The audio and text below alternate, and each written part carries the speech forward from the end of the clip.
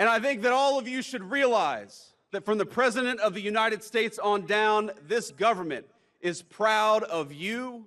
It's proud of the tradition of the Marine Corps, and it's proud of the fact that that great tradition has custodians in each and every single person here, each and every single Marine who is serving today.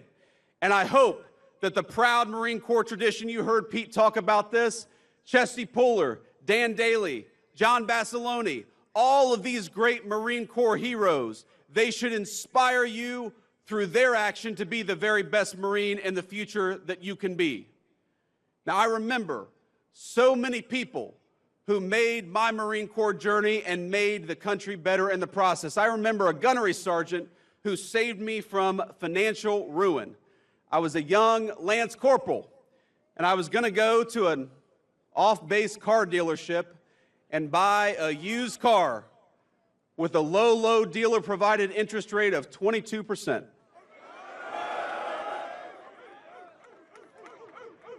These Marines behind me, you aren't supposed to nod your head at that part, guys.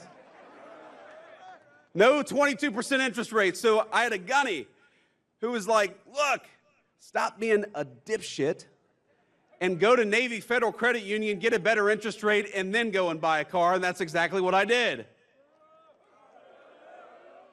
I remember that gunny, and I remember a young Marine who was younger than I was. Chase knows who I'm talking about, a Puerto Rican Marine who grew up in New York City. You too, huh?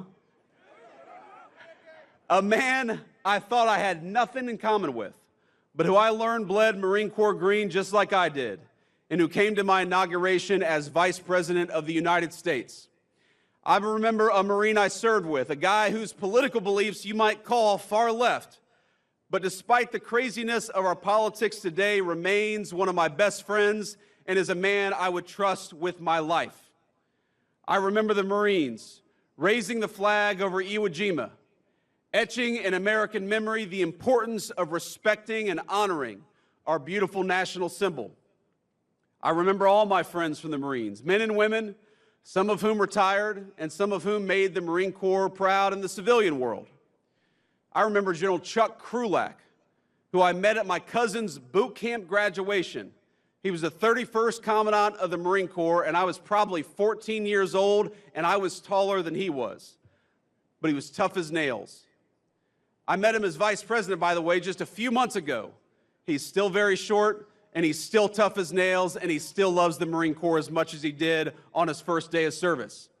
Now, he had a phrase, I'm sure you guys have heard it. He said that the most important thing the Marine Corps does for this nation is to win battles and to make United States Marines. Today, we remember a fallen Marine from the 3rd Marine Air Wing who died not far from here on a training mission.